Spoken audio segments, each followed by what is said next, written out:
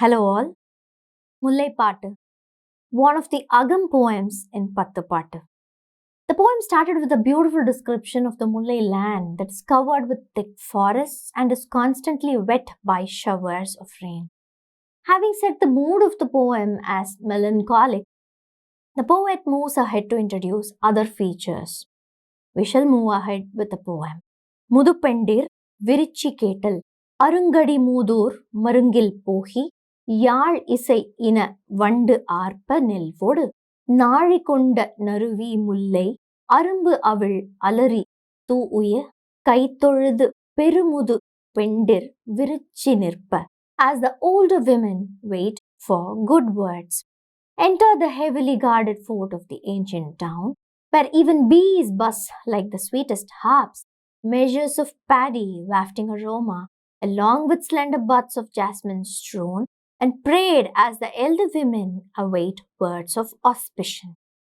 Here the poet gives an introduction to the ancient custom that women of Mullai lands followed. The older women in the land used to take measures of paddy and freshly plucked jasmine flowers to pray to the village god. They believed one of the older women would get the godly frenzy and will predict the fates of men who are away to fight in the battlefront. This is one of the practices that is still followed in several places. While there are genuinely God-fearing people who get true frenzy and speak good words to ease the difficulties of people, there are several who fake the same to hoard money. Well, let us not get into those controversial subjects. We shall move ahead with the poem.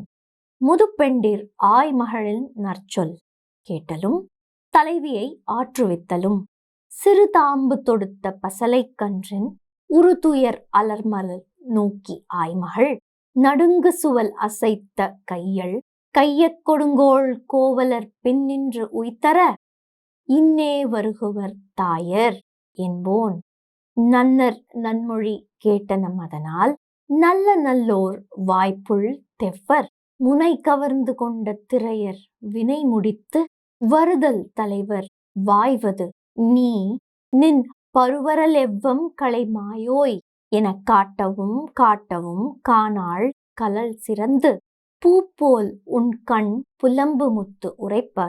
Elder women seek predictions and convey the same, like the melancholic young calf fastened by spindly rope. Viewed as the most distressed one, the lady of the herders with shuddering shoulders and tied up arms.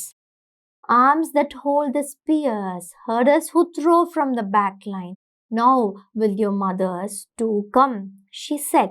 All those good words we listen, and so good and good people and goodness from those lands of vanquished foes, the herders post-war, will they come with the king? It's true. Leave thy fear and doubts, O beautiful dusky dame. Not these words did give her solace, dejected was she, with her lined eyes dripping pearly tears. Here the poet describes how the women were huddled in front of the village goddess's shrine, and just when they were expecting some good omens, from a nearby hut they heard the lady cowherd pacifying a young calf she had. The lady was telling the young calf that it need not worry, as its mother would be arriving any time then. The elder women found these words very soothing and truly positive, so they carried this to the young queen who was drenched in sorrow. The queen listens to the words of the elders, but her mind does not get pacified. She feels further sorrowed thinking of her king who is away fighting deadly enemies in the battlefield. The extreme sorrow builds pearly-like tears in her eyes, but stays there as she is grieved beyond tears. The big wait. How painful it is to wait for the one we love, waiting for a reunion, gripped with unknown fears and doubts if the person would come back at all, with prayers that the person should be safe and sound. Let us patiently wait with the dark queen and try to ease her pain before we move into the poem. Catch you in the next part. Thank you.